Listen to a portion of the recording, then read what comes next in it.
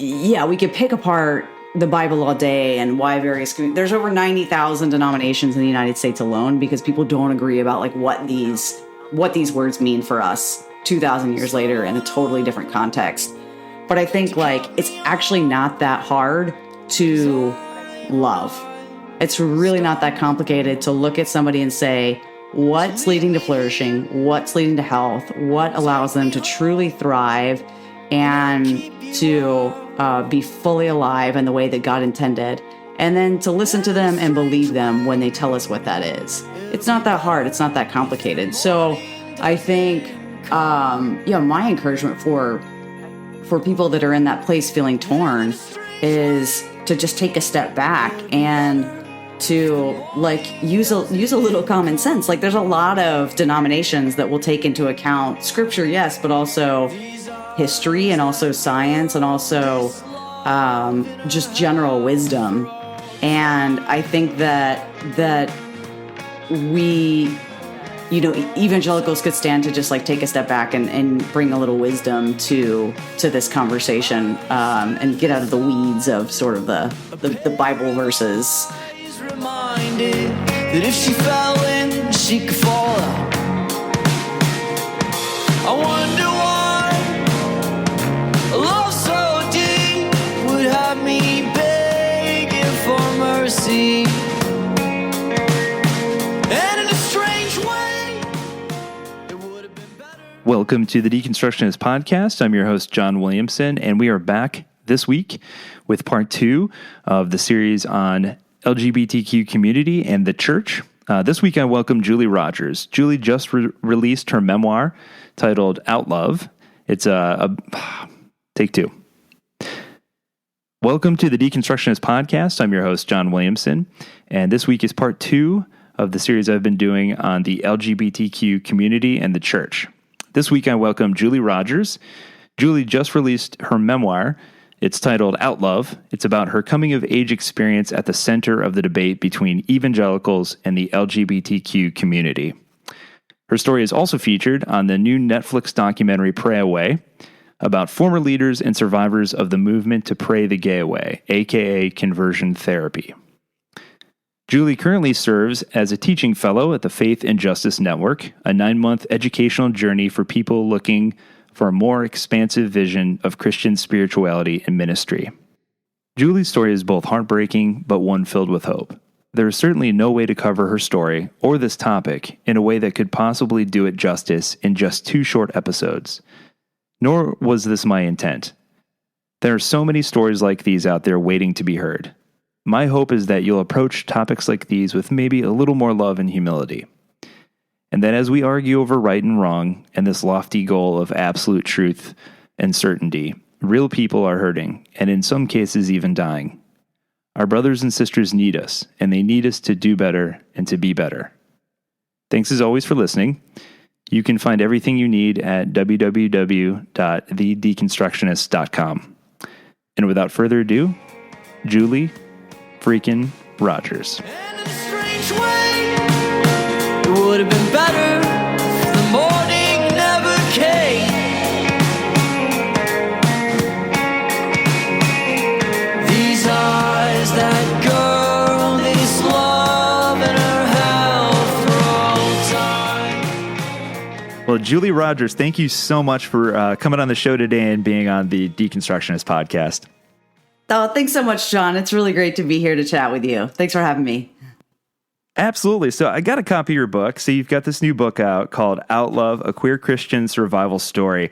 And I plowed through it. First of all, you're an incredible writer, but second of all, your story is pretty unique in terms of it's not just your typical kind of coming of age story where you kind of came out and that sort of thing. It's way more complicated than that. But let's start at the beginning, though. When you were a kid and growing up, how were you raised? What was your childhood like? Yeah, so I grew up in a little town called Tomball, Texas, outside of Houston, and I was in a really conservative Christian family. My mom homeschooled me all the way to high school to keep me away from the gays and science teachers. And it was in many ways like it was a really kind and loving community. You know, there's all the potlucks at the local Baptist church, and then eventually Bible churches, which are just like Baptist churches in Texas, and just a sort of like I actually really loved Jesus. Like, as much as it was sort of this sheltered upbringing of like homeschool, the gays are bad. I was really moved by the story of like the God like loved the whole world, and that God came to be with me in the form of Jesus, and that Jesus loved people who were different, people who were sort of like pushed out to the edges of their communities. And I just really had this sense that like if Jesus had lived in my neighborhood, Jesus would have been my friend. So from a very young age, it was, you know, there was this like fundamentalism, but you don't know what you don't know. So I was just like, okay, I think this is normal. And also this warmth of like feeling the love of my parents and family and broader community, and the love of God, honestly, from a very young age.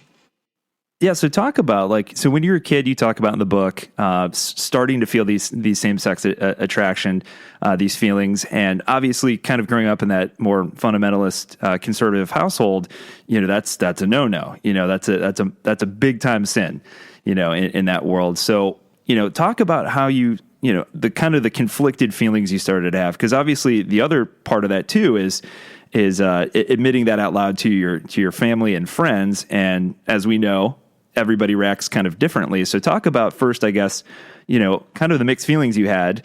And then, you know, when you eventually did come out, you know, to friends and family, you know, what was the reaction there? My initial response to the feelings themselves was, one, a sense of shame, because my mom had been really fixated on LGBT people. Like, she would always be pointing out like gays wherever we were. And she would be like, you know, homosexuality is the worst sin because it's a sin that can't be forgiven. It's like a lifestyle people choose rather than like one moment of sin from which somebody could repent, like murder. And so I was like, oh no, this is really, really bad. And at the same time, I also felt like God loved me, and I didn't necessarily feel any sense of urgency to like do anything about it. Like, I didn't feel like I needed to go make out with girls or change or anything at all. I just kind of thought like that. I kind of like kept it under wraps for a while. And I was also like, I'm discovering this at like, I'm homeschooled, right? Like, I'm at, the only kids I know are from like youth group. I'm discovering this at like middle school sleepovers, when like we would be reading Bible verses to each other, and I would like trace the outline of Cassie's lips or something. And it was like, just such a like sheltered sort of like homeschooler sexual awakening. By the time I was like 16 years old, I was a junior in high school. I was feeling deeply conflicted about the fact that I was starting to have like sort of like serious crushes on friends and, you know, kind of like really intense female friendships that were just like probably some way of trying to express my sexual longings. And, my mom was really like feeling suspicious and sort of like digging into my stuff. And so eventually I sort of felt torn between, you know, like I was hiding something. And so I came out to my mom on Valentine's Day of my junior year in high school. And she, you know, both of my parents, my mom and my dad, both expressed like a lot of love for me. And there was this real clear sense that they love me. I think like all parents love their kids, and they want to figure out like what the kindest response is to something that feels so big and scary, like your Christian homeschooled kid being gay. So my mom got online and the next week pulled me out of school early to go meet with a minister named Ricky Chalette, who was at First Baptist Church in Arlington, Texas. By this point, we were in the Dallas-Fort Worth area. And he's now the executive director of an organization called Living Hope Ministries, which was a member ministry of Exodus International at the time, the largest organization in the world that promoted hope for healing from same-sex attractions. So I wanted to meet with this guy, Ricky. I didn't really want to change. I didn't see any reason to change. Like, I just really wanted everybody else in my life to be okay with me. But I also knew that I had 2 more years in my parents' home and things felt really chaotic. And I'm such a peacemaker. I really wanted I wanted to please God. I wanted to be good. I wanted my parents to be proud of me.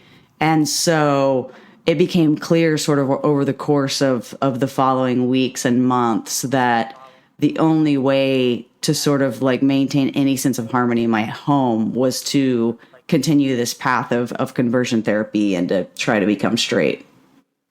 Yeah, talk about that a little bit, because it seems to me in the book, like initially you kind of resist it. You're like, this is a bunch of nonsense. And because to be clear, Pastor Ricky, not a therapist, right? Like, right, exactly. Yeah, I mean, so I think what a lot of people don't realize. But you kind of give in eventually, right? Yeah, I think what a lot of people don't realize is that like the main place conversion therapy is happening is in like these nonprofit sort of ministry settings. And it's like people like Ricky are using these reparative therapy sort of like pseudo psychology, like that's been widely discredited by every major medical association in the country. They're using those to sort of inform the way that they mentor and do pastoral counseling with like a kid like me. And so, not a licensed professional, nevertheless, meeting with me weekly and sort of like trying to sift through my childhood baggage to discover root causes as to why I was gay. And, I think there was a sense in which I thought it was, I didn't know science, right? Like, I didn't know anything else. And so when Ricky sort of like drew out this long explanation of why I was gay and why I felt the way I did, and sort of like offered up a narrative about how I could be good and acceptable in my community, there was no reason for me not to believe it. And it was a person, like an older charismatic leader, who paid a lot of attention to me and was interested in my crushes and my dreams for the future and like what I was going through. And so there was a way in which I felt a sense of like being seen and finding belonging that was really great until years later when I realized that none of it worked and that it was all like, I wasn't able to see the negative consequences of it for several years. What's interesting in the book too is that like it almost becomes like this psychological connection, not just to Ricky, but kind of that group in general, where throughout your story you kind of go back and forth between saying to yourself, I don't think this is working, but obviously later on you start to realize just how damaging it is, but like there's sort of a dependency on it a little bit. So how much of that was kind of, again, kind of goes back to just trying to please your parents? Because it seems like a lot of it is just because your mom, clearly throughout the story, was taking it pretty hard. And obviously you love her dearly and want to make her happy. So how much of that has to do with just trying to live up to your parents' expectations, I guess? I mean, I would say it was almost entirely that. If my family had said, Julie, we love you no matter what, we accept you no matter what, we're here to sort of just like bear witness to your unfolding journey and to walk with you, there's no way I would have gone through these like extreme steps of like, support group meeting every Thursday night and healing prayer group every Tuesday night and meeting with Ricky for pastoral counseling on a weekly basis. And I lived in their recovery house, the Hope House, for a while. I spent every single summer I was at Exodus International conferences for like 10 years. You're just not that motivated to do something that is actively like not working, unless you fear like a deep sense of loss on the other side of it. And it was the only world I'd ever known. I just couldn't imagine a life without my family. I couldn't imagine, like, what was I going to do? Like, pack up my backpack and show up at the LGBT Resource Center on the one gay strip in downtown Dallas. Like, it felt like I had no options. And So yeah, I really threw myself into to this one. Yeah, and you have this poignant moment in the book where you talk about the fact, because you just mentioned the fact that it was even called a recovery center, as if you're dealing with some sort of drug addiction, and you make mention of that, the fact that it is treated kind of in the same way, like it's some sort of like mental disease or addiction or something that you can just get over, if only you have the right help and the right resources. Yeah, it's interesting. Like there's a lot of large evangelical like mega churches. I'm thinking of a church called Watermark in Texas right now that has like a Celebrate Recovery program. And it's a really popular program. It's sort of like a 12-step type program that's Christianized for evangelical ministries.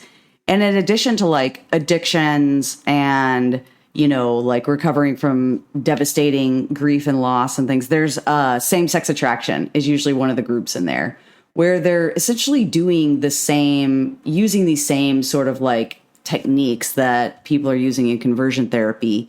And they liken it to, Ricky would always liken it to an addiction. And it was just like, they would sort of quote stats from like Alcoholics Anonymous and say, X number of people return to drinking. So we should expect that only a small number of you all are going to find healing and persist. Like, wide is the road that leads to destruction, narrow is the path that leads to life. And it's very much the same thing in their minds. The other component too that I thought was interesting, and I've noticed this before, is just this fixation on the sexual component of it. Like it's some sort of sexual depravity, when clearly, sex is an important part of a relationship, but that's not the entire thing. They're leaving out the whole, love part. And so like, yeah, it seems like they're just, again, it kind of goes back to that whole purity culture thing, right? Totally. Yeah. I mean, we would sit around in a circle every week and basically go around and talk about like, did we hook up that week? If so, what did we do? Why did we do it? How many times did we masturbate that week? Did we look at porn? Like you would just basically go around each week and like rate your week based on your sexual scorecard. And it really led to this obsessive preoccupation with not having sex and not doing gay sexual acts, to the point where like that, then it almost like exacerbated our sense of longing, because we're just, that level of suppression leads to like a really unhealthy sense of being fragmented. And like, I would see a lot of friends suppress, and then binge. It was just, it was really devastating consequences. Yeah. I think one of the heartbreaking moments in your story is where you talk about just the result of this suppression and how it kind of manifested in your life, especially in your teenage years, where you start to burn yourself. And then you tell these other stories about some of your friends that you met, in these groups, who would disappear for a time and became drug addicts even. And so talk about just the psychological impact of this sort of suppressive kind of, I don't even want to call it therapy, but this attempt to kind of, change one's sexuality. It was what moved me and what opened my eyes to how damaging it was. I had several friends that from Living Hope that were just like these sweetie pies that went to Christian college with me, and they were healthy, young, cute, attractive, articulate guys who would devote themselves to the program and sort of be like deny themselves. And then they would just like lose it and go like binge for a weekend with like anonymous sex.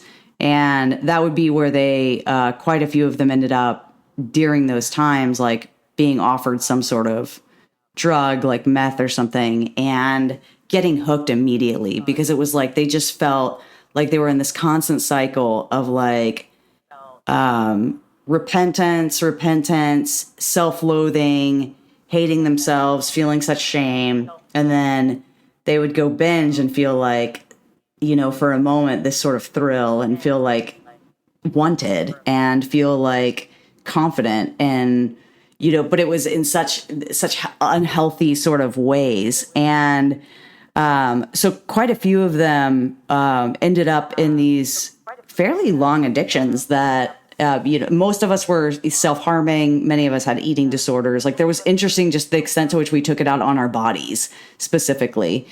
And over time, I began to see that the people who were able to just come out in their religious communities and date out in the open and like have the input of their community, like, and the support of their community, like, those people were just so much healthier. And I was like, I don't know what to do with like the Bible and theology and like whatever the Apostle Paul is talking about, but I do know that like Jesus came so that we would have life, and people in these affirming communities, queer people in affirming communities, are infinitely healthier than those of us that were in conservative communities trying so desperately to change.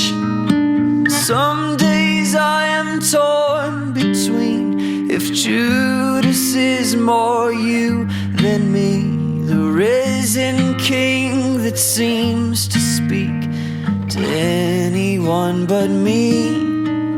So forgive me. Yeah, and one of the things that struck me in the book, I guess, is the fact that not only are you dealing with kind of this shame, this cycle of shame and kind of personal pressure, that you're under, but on top of that, you also have the pressure from folks around you, that you would hope would be supportive, but not always. I have a lot of friends who, when they came out to their parents, one parent or both parents, weren't real receptive to it. And you had a hard time with your mom. Like, you tell the story about when she had a heart attack and, you're legitimately sad for the pain that she's in. And she says, it's nothing compared to the pain that you've put me in. And as well-intentioned as she is, because, in her mind, she's obviously trying to save her daughter. Gosh, like, I can't imagine the immense amount of pressure. And you're still, and like a lot of the stories of the other people that you tell in the book, still a kid. You're still really a kid. You're what, in your early 20s, I think, at this point? Yeah, definitely early 20s. And at that point, at least at Living Hope, the largest sort of group was the youth group. And they would take people as young as 15 years old. And then the youth group went up to like 26. And so we're still, our brains are still growing until we're like 26 years old. So we're just going through all these key developmental years, and we're doing that in a community that's teaching us like totally fake science, upside down views of just the world.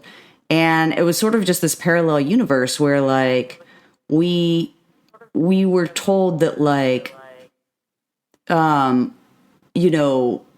people were like, they were sort of this disgusting, depraved, sex crazed, debaucherous group of people. And those who left the ministry and sort of accepted themselves, that they were, had gone to the dark side. And we're kids, right? And we're still, most of us are still like financially dependent on our parents and just have no sense of, it's just this upside down universe where you're told not to trust your feelings. You're told not to trust yourself. Like, the heart is deceitful above all things. The flesh is like wicked.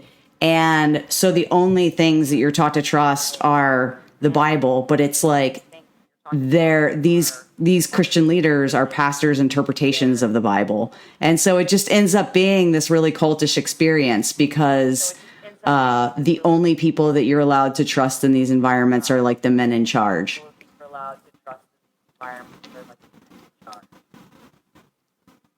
Yeah, exactly. Oh my gosh. Have we talked about that on this podcast many times in regards to a lot of different issues, but yeah, so one of the other really powerful moments in the book is where you come to this realization that the people who are in your life or in your circle at that point, you don't even know their last names, and your entire life kind of revolves around just trying your best not to be gay. And this happens right around the time before you move to Dallas, where you start to make friends kind of outside of that group and realize that there are different kind of perspectives. Is that sort of when the bubble started to crack a little bit for you? Definitely. When I started seeing that there are a lot of different ways to interpret scripture and that there are a lot of different ways of practicing one's faith that all lead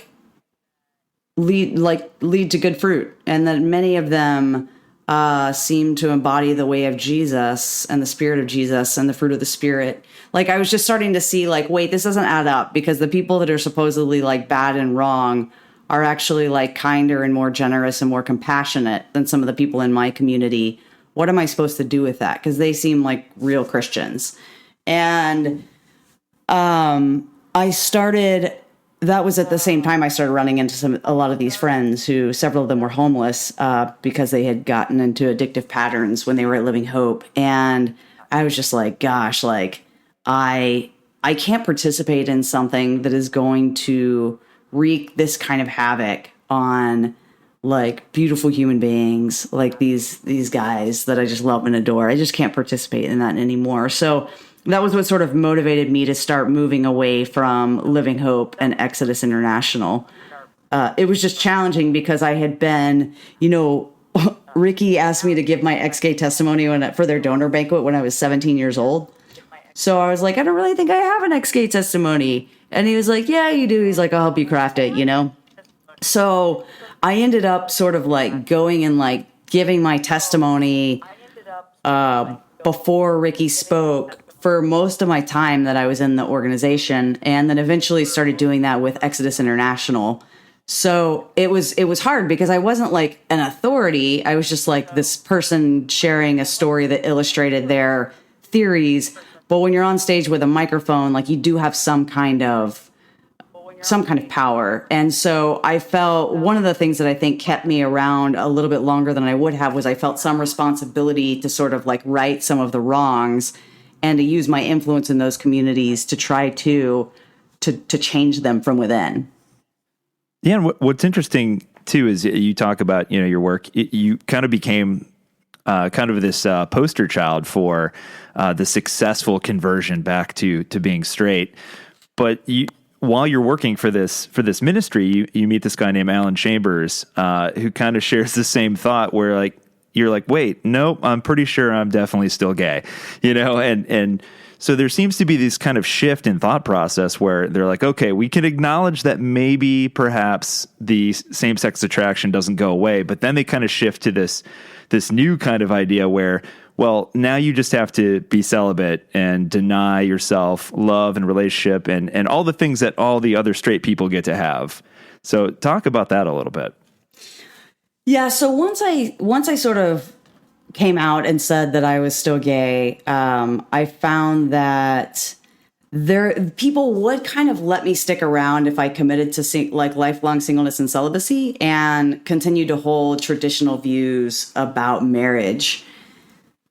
Initially, I thought that was a step forward, and there are some ways in which I guess it can be a more compassionate response to queer people than to tell us to change our orientation, which is impossible. But I found over time that there was still such discomfort with me. You see, and we could talk more about this especially when I go to work at Wheaton College and when I was speaking with Q, the Q conference, that there was so much policing from the people with power in those roles, and there was always a double standard, and people asking me where I received accountability for chastity and things like that. That I just think they're not asking straight employees these questions, and there was definitely just this double standard in the sense of they wanted a gay person to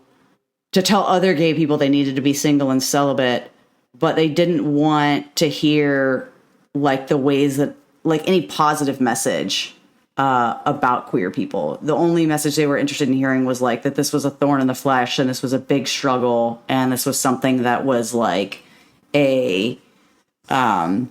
a source of like deep pain and anguish for me.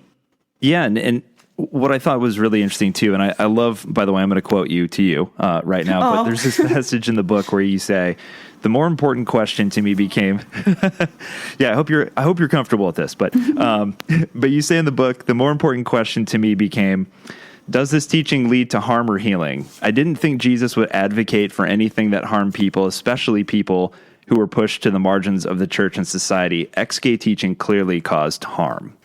Yeah. Yeah, and that should be enough. I think that, I remember when I was in more conservative Christian circles, there would be people talk about like, I don't want to raise good kids. I don't want to raise good Christian kids. I want to raise warriors for Christ. And there was this sense of like, goodness didn't matter. All that mattered was this perceived holiness. And I actually think that it should really like mental health and people's overall well-being and the fruit of teaching causing harm should matter. Like there was even the Presbyterian Church, the PCA pastors who recently passed a big thing saying that gay and same-sex attracted people can't be ordained in the PCA church. They said this teaching is compassionate because it is biblical. And so by nature of it being biblical, it means it's compassionate. And like, there's just this unwillingness to look at like the research and statistics and the actual human lives and the cost of these teachings. They won't consider the possibility, like the Trevor Project stats show that teenagers who are subjected to conversion therapy are more than twice as likely to attempt suicide. Yet these leaders will still say, it's compassionate and it's right because it's biblical. And I think that we have to look at the human cost of our teaching and allow ourselves to be moved by the humanity of the people that God so deeply loves, that Jesus came to be with in the first place. Yeah, so talk a little bit about, I would love to talk a little bit about anyway, your kind of process of healing, because I think that's an important part of your story. And it seems to me that some of that healing starts, or at least begins with, you start going to therapy. And one of the things that your therapist talks to you about is setting healthy boundaries, specifically with a couple individuals who are very, very important in your life, Ricky and your mom. So talk about the importance of boundary setting in terms of being a thing that started the healing process. Yeah, my first therapist, so I've had multiple therapists, highly recommend. And my first therapist was just like, you have to, first of all, you are going to have to, you're going to find healing in relationships. Like you can't isolate any longer. And you have to expand beyond just like Ricky, this like 50-year-old man that is like basically your best and only friend. And I think I felt like it was kind of wrong to set boundaries with these authority figures in my life because I had just been so conditioned by these authoritarian structures that like the submitting to God basically looked like submitting to them.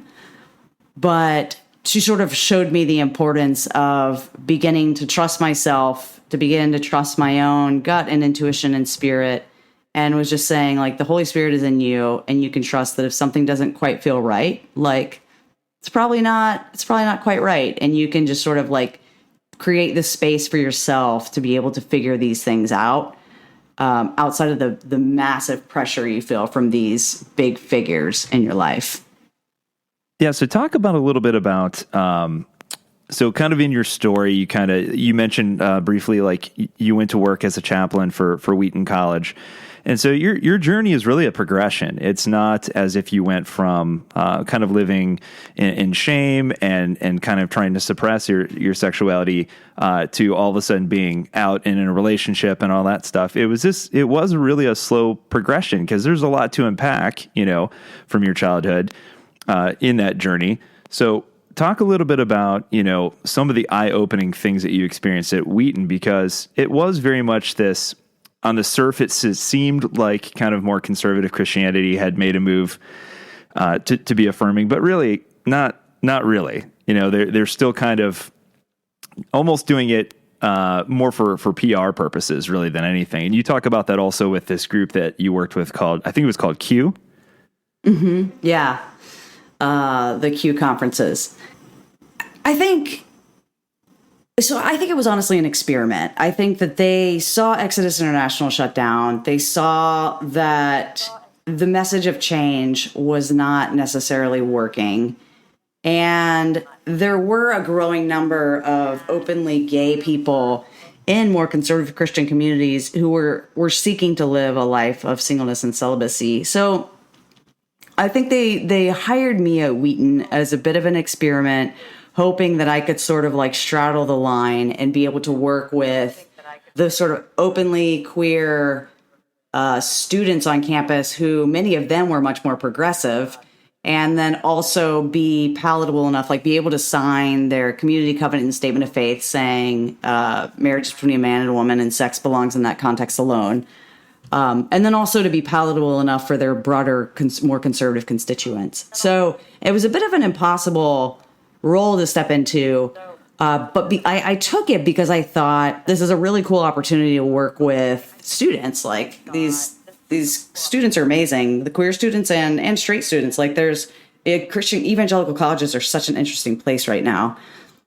And then also I assumed that the college, the administration hired an openly gay Christian because they wanted to have an openly gay Christian on staff. And it wasn't until I got there that I realized they were much more concerned with their sort of managing their image and pleasing, or sort of like placating their constituents than they were helping vulnerable students when it came down to it.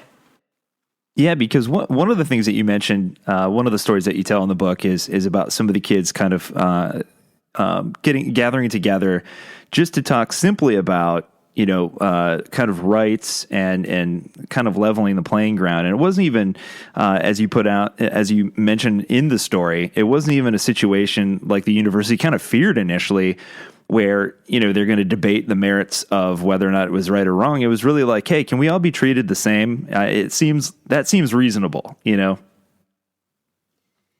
Yeah, I mean, it was interesting because when I started the job, so many people in the administration were like, oh, these gay activist students are causing a ruckus on the internet, and they're trying to secretly, hold these meetings on campus to do this underground gay straight alliance. And over time, and at first I believed them, like I still had this tendency to just trust the people with power.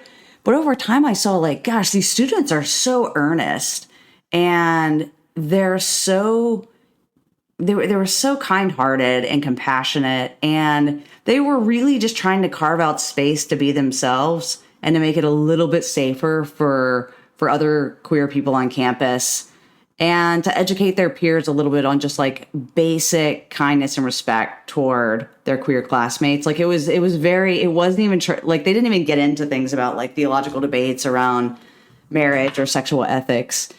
And I think like, I don't even know, looking back, like why was there so much like resistance from the administration? I think there was just so much fear. Like for whatever reason, evangelicals seem to have so much fear around LGBTQ people, and I will never understand it. I don't know if it's just a sort of like relic of Jerry Falwell and the Moral Majority and James Dobson, like, sort of instilling this fear for a couple decades in our parents, like trying to mobilize them to like vote for political, right-wing candidates, or I don't know, but there was such fear toward LGBT people, including me, in all of those circles, even if they wanted to become more inclusive.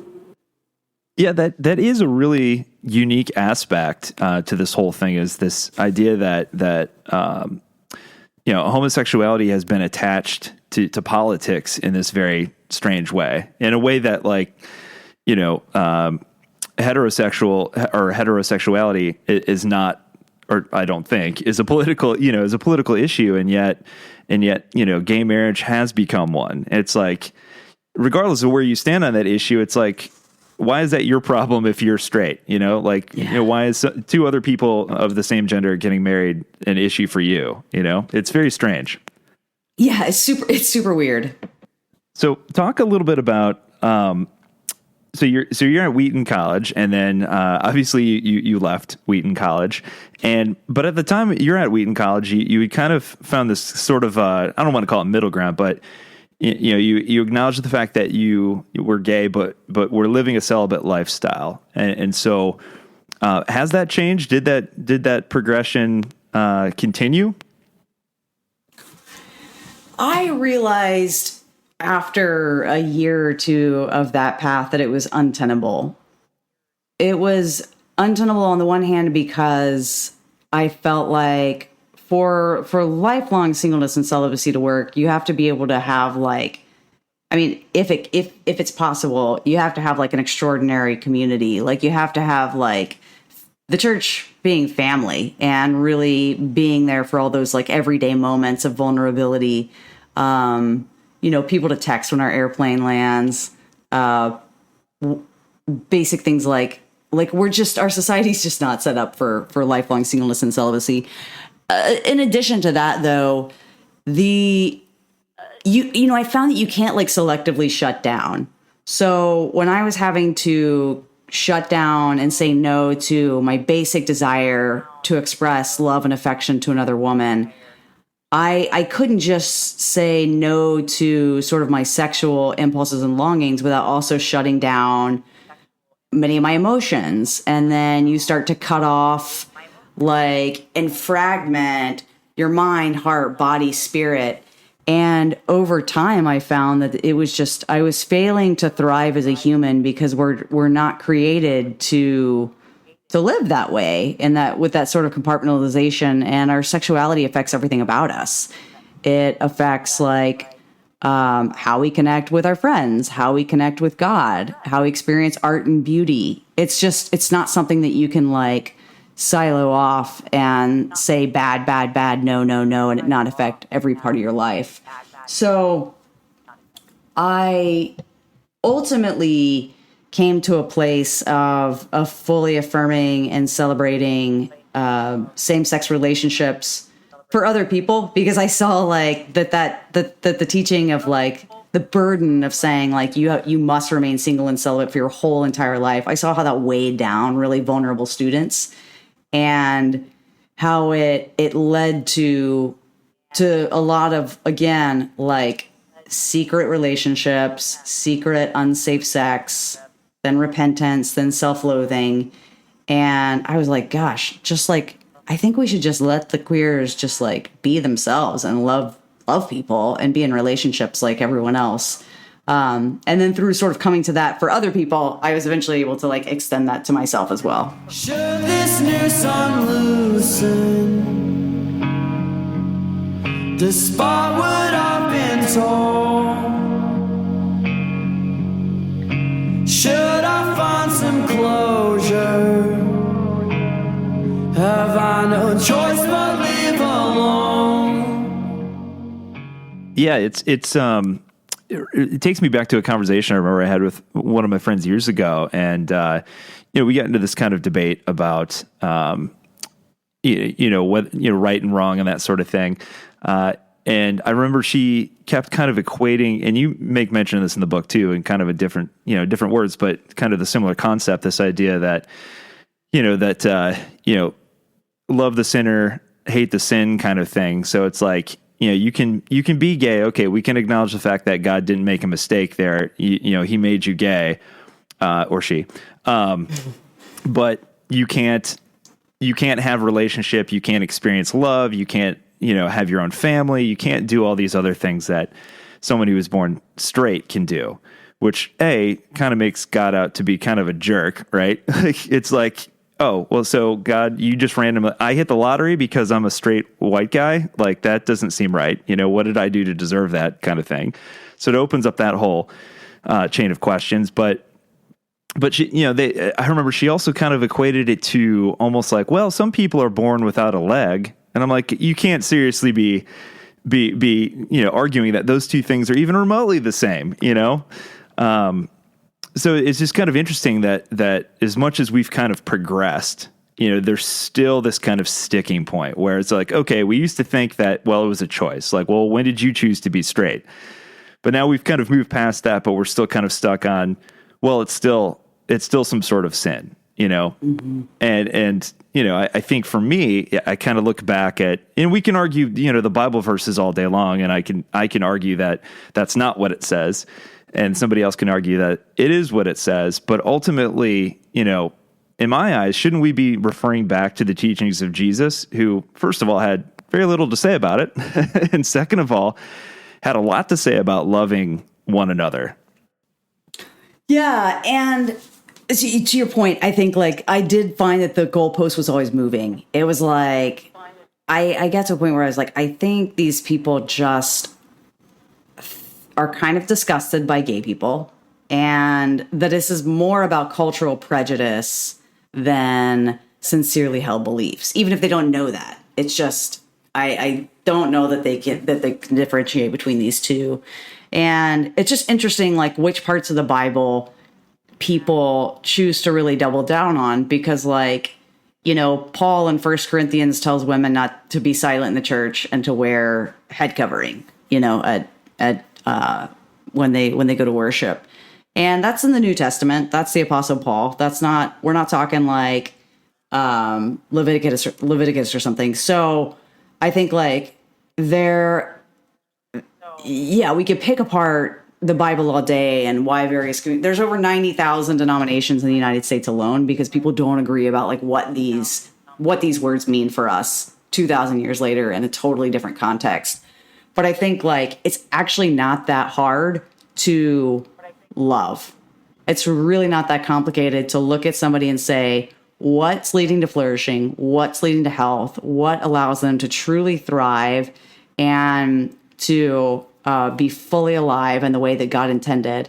And then to listen to them and believe them when they tell us what that is. It's not that hard. It's not that complicated. So I think, my encouragement for people that are in that place feeling torn is to just take a step back and to, like, use a little common sense. Like, there's a lot of denominations that will take into account scripture, yes, but also history and also science and also just general wisdom.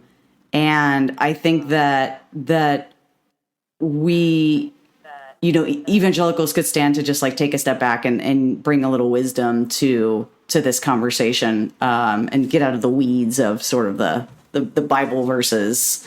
Yeah, absolutely. I mean, we could do a whole separate podcast on this whole idea of inerrancy and all the problems that come with kind of dying on that hill. But what advice would you have for young people out there who are, I guess, questioning their sexuality and kind of going through that? Because my biggest takeaway, I'm the father of a young girl, and in reading your story, I thought, what would I do if my daughter came to me and said, I think I'm gay? And I think the answer is pretty easy. I would say, so that's great. I love you. So, not a big deal, right? So, like, what would you say to young people out there who are kind of going through a rough time with that, and how to avoid, I guess, some of the traumatic kind of things that you went through, and that some of the other people that you recount the story went through as well? So first, I love what your answer would be to your daughter. That's really precious and adorable, and it warms my heart all the way up. I would say, first of all, like, young people know, like, you are the best judge of whether or not it's safe for you to come out and share this news with the people around you. And I would follow your instincts on that, because I think there can be so much pressure to sort of, like, come out and tell everybody and announce it. But I know several people who are currently involved at Living Hope that are like maybe 22, 23, and they're trying to get out, but they came out when they were 16 or 17, just like me. Their parents sent them there, and then they ended up sort of on the Christian college track where they were sort of like, taking this path the whole way. And it's just way harder than if you wait until you're at college or in a safer place with a little more stability to be able to come out. So first, just know that you don't have to come out now. And at the same time, like if you can tell that you have people around you like John who are going to respond with that kind of like loving kindness, and I think you'll probably know, then share. And it's okay, like, to be in a process. Like, this doesn't have to mean this doesn't mean anything different. Like, you still wake up and like go to school tomorrow, or I guess it's summer, like watch TV tomorrow and kick it with your friends. And you don't have to like start wearing rainbows and like, change your pronouns. Like, you can just kind of feel your way along. And I think like there is, I will say that the queer community is such a beautiful, beautiful community. I love how we do chosen family.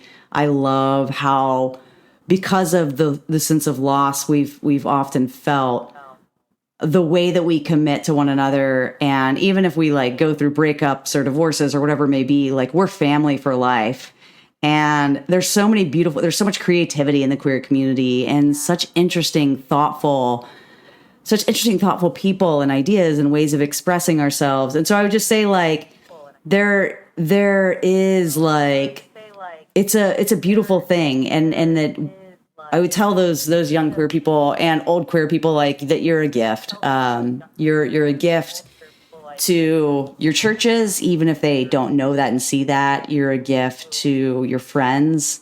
You're a gift to your families, because by nature of being you are showing parts of God and bringing like sort of bringing to life ways of being that are so desperately needed in our society and in our broader communities, that people just don't know and don't really have an imagination for until they see you.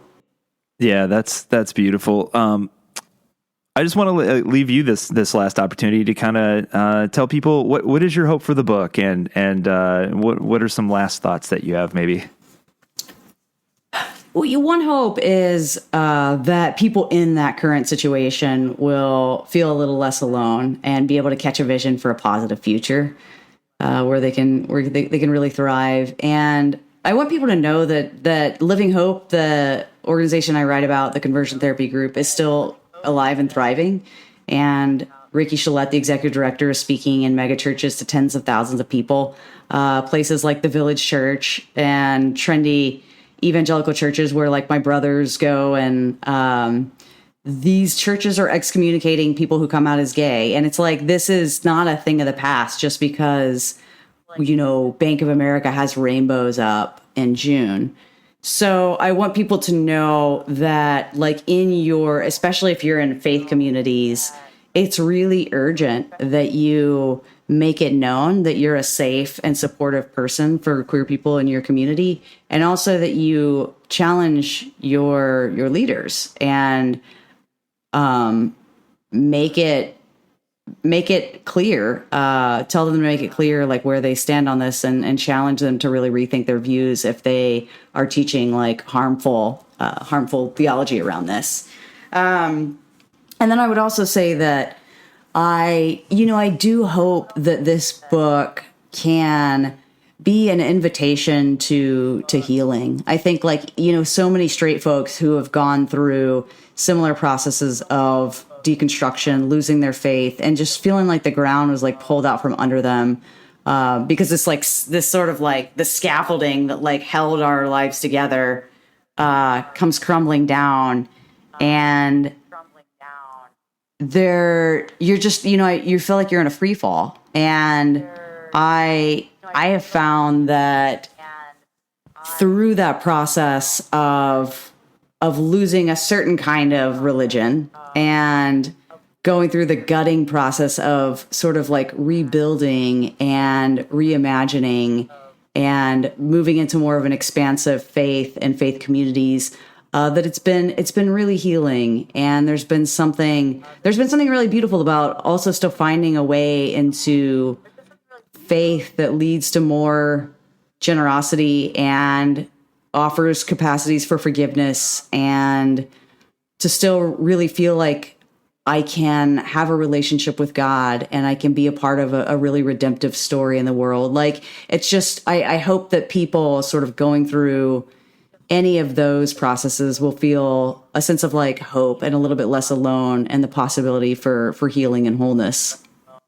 I love that. I think that's where we have to end it. That's beautiful. And I just appreciate you coming on. I love the work that you're doing. This book is absolutely, it's heartbreaking in some parts, but I think, I just want to say thank you for being brave enough to tell your story, because I think the amount of good it's going to do is just, infinite. So thank you. Thank you so much, John. It was really, really great chatting with you. I really appreciate it. The curb descends to the street where 50 men at least are stopped by a flashing hand and slurring their speech.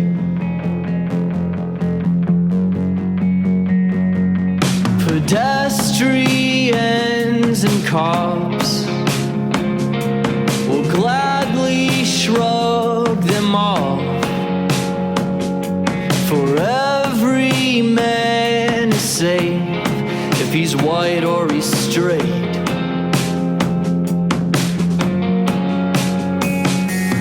Pardon sin makes one man grin and the rest of us pick up the pieces.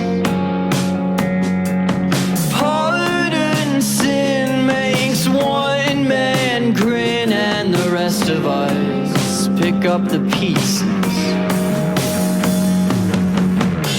The bros are talking shit about the government. The half-baked thoughts of a desperate prince. Raising your glass to clear your conscience. You said what you said, 'cause you meant it. You could've known but wouldn't have cared. What's it to you? You know life isn't fair. Oh. Michael plays the queen with married men discreetly. Says nothing good comes free, and he drops to his knees.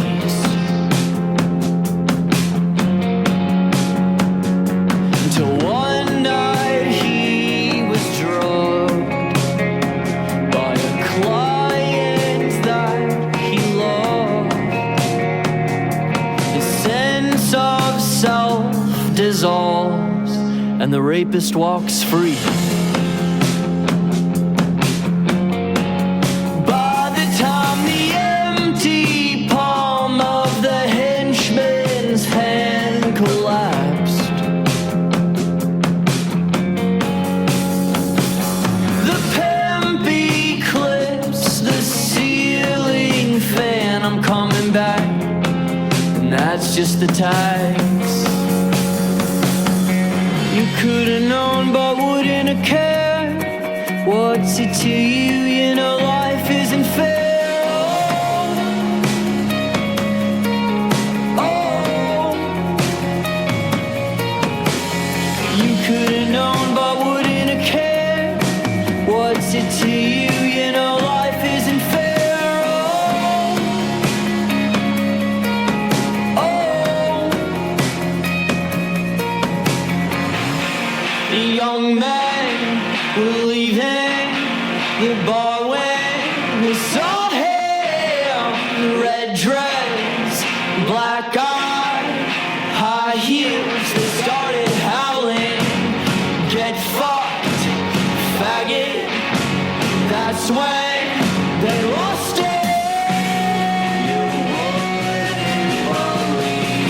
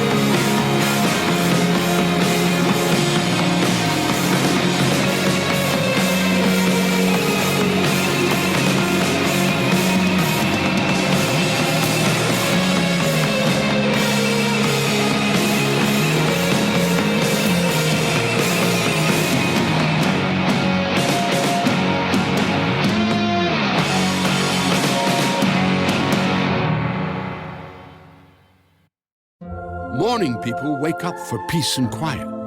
McDonald's breakfast people, we wake up for the sweet rush of getting that warm, delicious breakfast right before it ends. Crush your morning goals with a steak, egg, and cheese bagel or any breakfast sandwich and snag another one for just $1 with the buy one, get one deal. Only in the McDonald's app.